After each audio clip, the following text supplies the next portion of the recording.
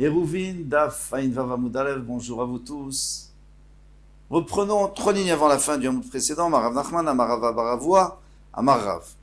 Shte Chatzerot Vegimel Vatim Benehem. Donc on a 2 cours, et dans ces cours il y a des maisons. Et à part ça, entre les 2 cours, il y a 3 maisons d'affilée.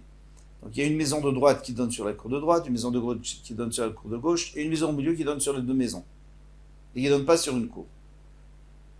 Alors, où est-ce qu'on va mettre le hérouf? Dans la maison du milieu. Pourquoi? Alors, on voit dans les mots. Shte chatzerot vegimel vatim benehem, zeba derech ze, venoten hérouf basé.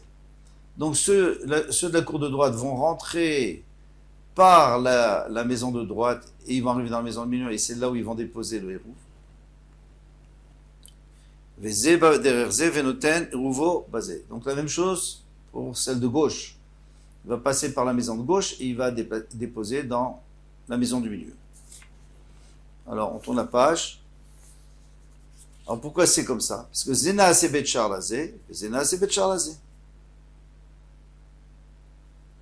Donc, Emtsaï, Havale, Bait shemanechim bo eruv, V'entzach liten et apat. Alors, la maison de droite, ce n'est qu'un lieu de passage. On avait dit qu'un lieu de passage ne nécessite pas de hérouf, et puis de toute façon on ne peut pas mettre de hérouf dedans, parce que ce n'est pas une maison, c'est un lieu de passage. Donc la maison de droite, elle est comme si elle n'existait pas, la maison de gauche, pareil, et c'est que la maison de milieu qui compte pour mettre un hérouf. Donc avec ça, on a tout résolu.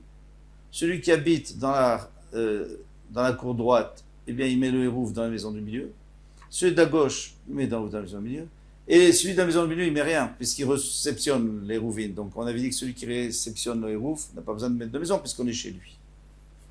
Et comme ça, on a réglé le problème. Maintenant, Badik, Léour, Rachva, les Rabbanan. Alors Rachva, qui était un Rav, il a voulu vérifier les connaissances de ses élèves. Et il leur a posé une question intéressante. Shte chatzerot ou shte batim benehem. Alors ici, il n'y a pas 3 maisons, il n'y a que 2 maisons entre les deux. Donc j'ai la cour de droite, la cour de gauche, et entre les deux, il y a 2 maisons, une qui est en rapport direct avec la cour de droite, une qui est en rapport direct avec la cour de gauche, et entre les deux, eh bien, il y a un passage, bien sûr.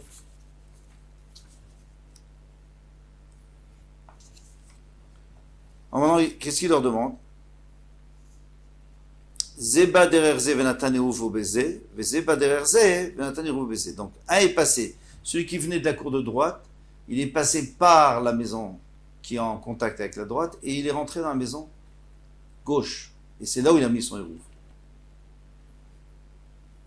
Et l'autre, il a fait la même chose. Il venait de la cour de gauche, il a traversé la maison qui était de gauche et il a déposé dans la maison de droite. Très bien. Alors, Kanou Hérouv ou Kanou? Est-ce qu'ils ont acquis le Hérouv est bon ou pas? Mi Mashvinan Leou, alors quel est le problème? Mi Mashvinan Leou, les Gabé Dehai Baït, les Gabé Dehai Betcha, ou les Gabé Dehai Betcha, ou les Gabé Dehai Baït. Alors, est-ce qu'on va considérer que, disons que maintenant on est dans la cour de droite, donc la maison de droite, on va la considérer comme un passage pour ceux qui viennent de la cour de droite, et ça sera celle de gauche qui va être la maison définitive où ils vont déposer les héroufs. Le problème, c'est que la cour de gauche, ils font le contraire. Ils vont passer par la maison de gauche, ils vont dire que ça, c'est juste un lieu de passage, et c'est dans la maison de droite qu'ils vont déposer le hérouf. Est-ce qu'on peut faire ça ou pas?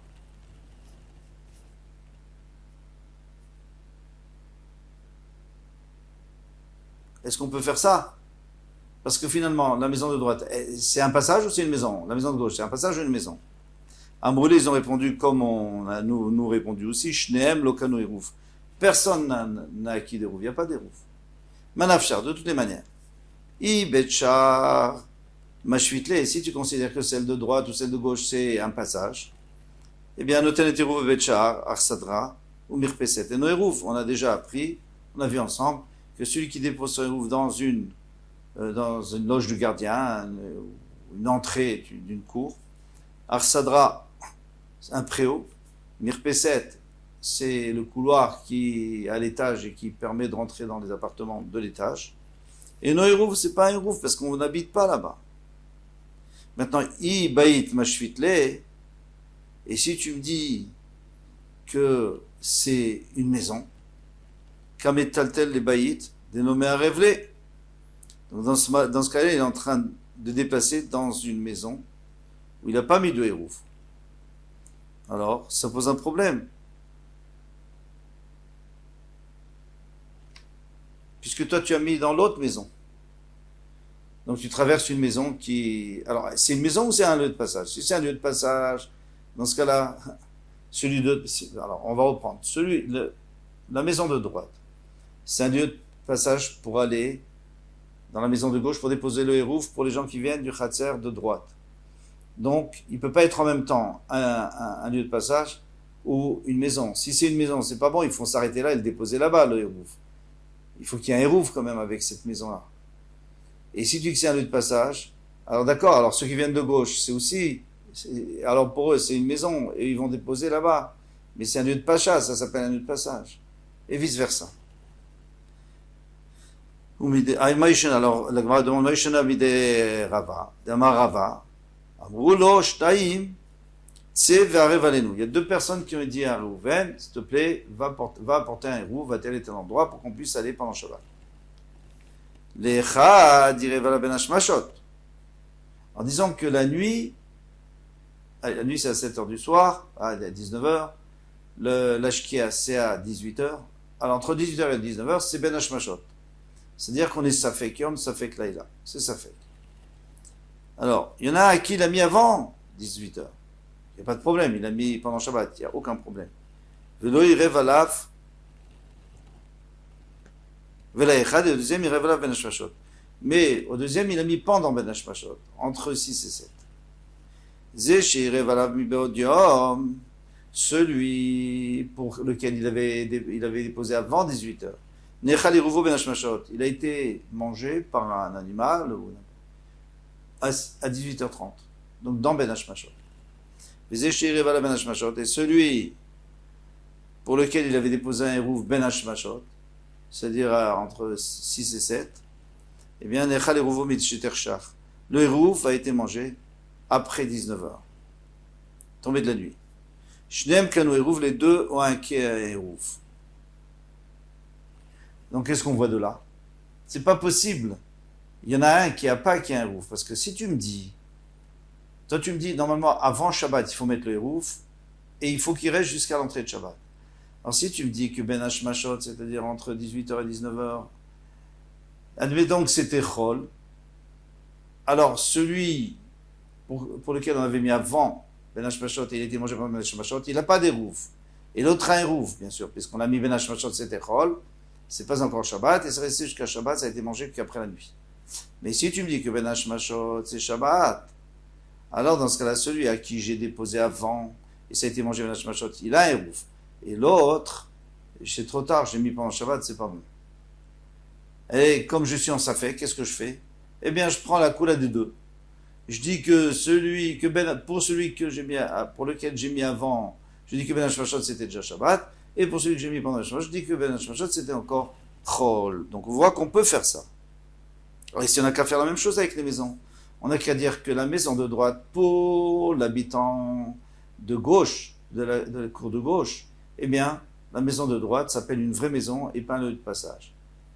Maintenant, et la maison de gauche, c'est un lieu de passage.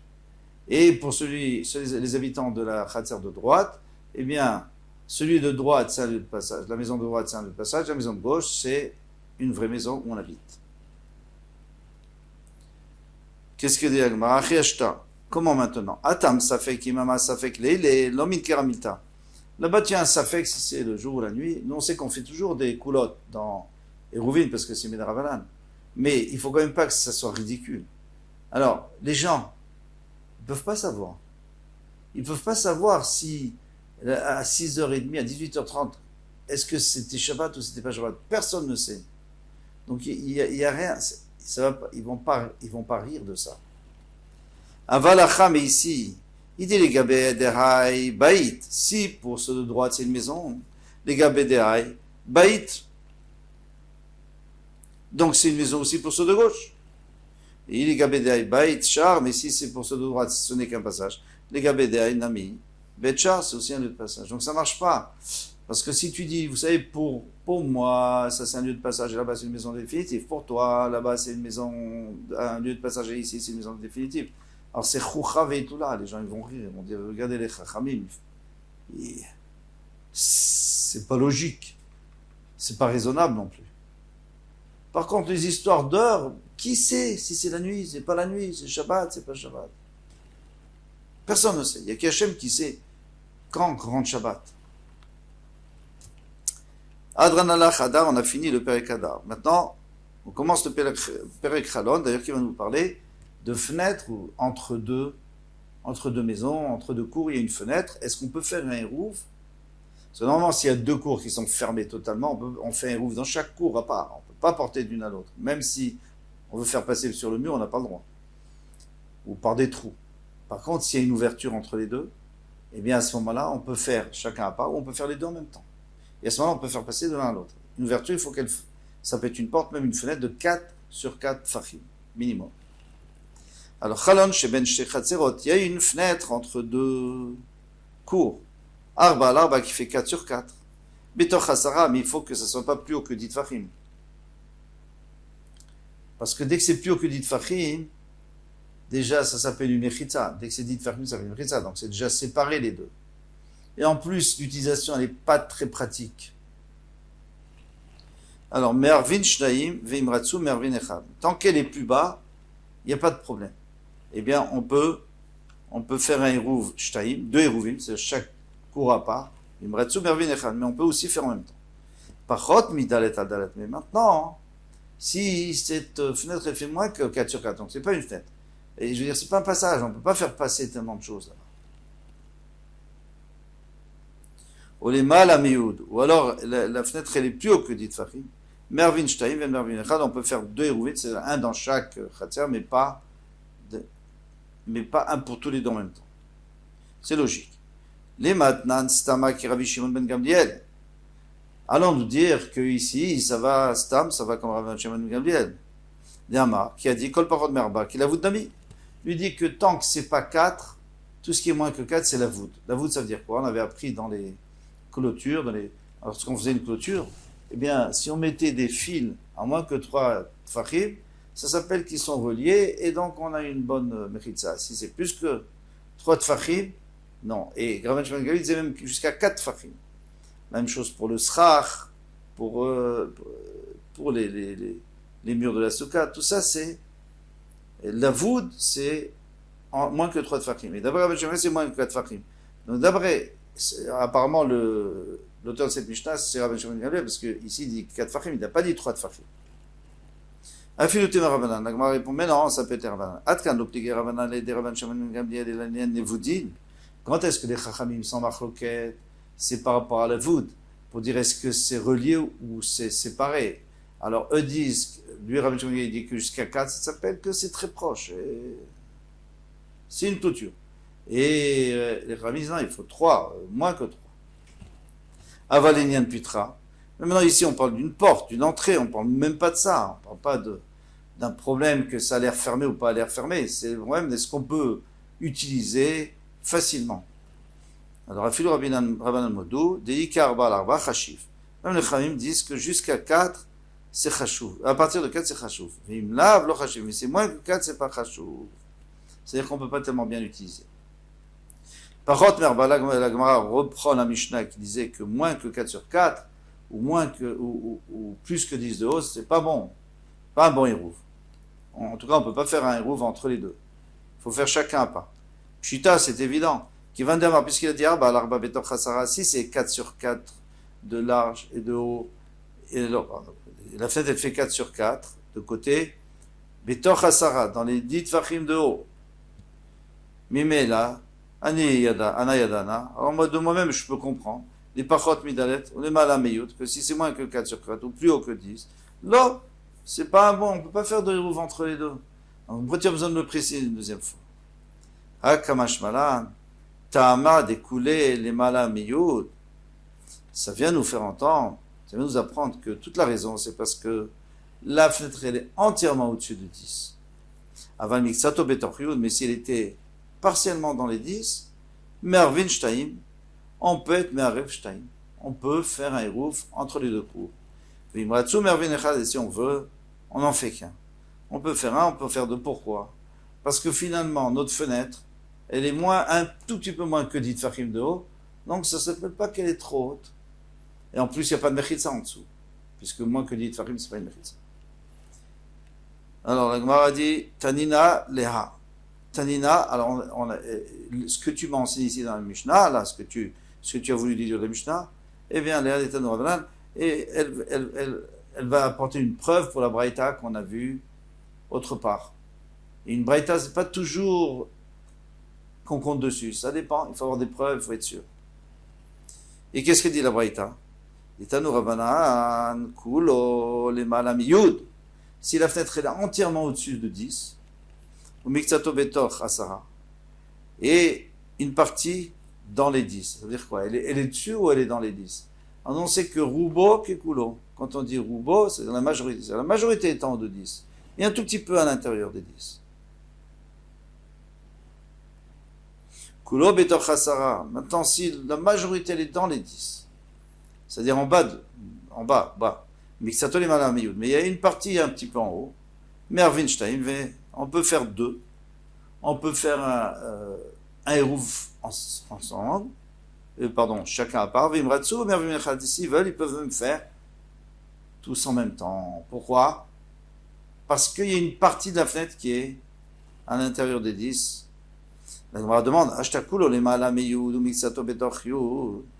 Si déjà, tu as déjà dit au début que si la majorité est en haut, mais il y a une partie un petit peu en bas, Amrat Mervin, tu dis qu'on peut faire tous ensemble. Mais si le rov, la majorité est en bas et il y a une minorité dessus, Mibaya, ce que ça peine de dire, c'est un problème. C'est comme si je te dis, si tu peux porter 100 kilos, tu peux porter 50 kilos. Tu m'as dit que je pouvais 100. Si tu dis tu peux porter 50 kilos, et même 100 kilos, ça je comprends. Ici, tu viens me dire, si la fenêtre, elle est minoritairement en dessous de 10, c'est bon. Alors après, tu vas dire, mais si majoritairement, c'est bon. Bien sûr que c'est bon, Kavachon. Et pour l'Agmara, Zu Venzach Lomar Zu Katane.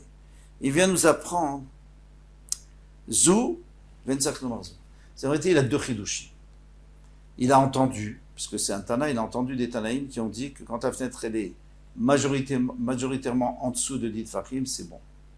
Il a entendu d'un autre Tana qui disait, même si elle est au-dessus, majoritairement au-dessus, mais il y a un petit peu en dessous des 10 tfachim, c'est bon aussi. Alors, il n'a pas voulu, il aurait pu dire tout simplement, comme le deuxième Tana, c'est un plus grand chidouche. Alors c'est d'accord, mais normalement, il n'aurait pas dû dire comme ça. Il aurait dû dire, vous savez, si c'est majoritairement en dessous de 10, c'est bon. Et même si c'est majoritairement au-dessus de 10, c'est quand même bon. Mais lui, il a voulu faire le contraire. Pourquoi il a voulu faire le contraire? Parce qu'il voulait dire le grand chidouche en premier. Mais il ne voulait pas négliger le deuxième chidouche. Donc il a dit, Zou, je vais vous apprendre un grand chidouche, c'est que même si il y a 90% de la fenêtre en haut, il n'y a que 10% en bas, c'est caché. Mais je n'ai pas besoin de vous enseigner que s'il y a 90% en dessous et 10% au-dessus, c'est sûr que c'est caché. Je n'ai pas besoin de vous enseigner, mais je vous enseigne quand même parce que ça a été dit. Comme ça, Rashi explique, chaque fois qu'on voit, d'ailleurs on va le revoir, on l'a déjà vu, Zou, Ven, Sarfnomar, Zou, c'est comme ça qu'il explique. On s'arrête ici, et demain on rentre dans un trou qui est rond. Bezrat Hashem. Alors là, quand il est carré, il n'y a pas de problème, 4 sur 4, c'est simple. Mais quand il est rond, comment on fait pour calculer? Comme tout va demain, Bezrat Hashem.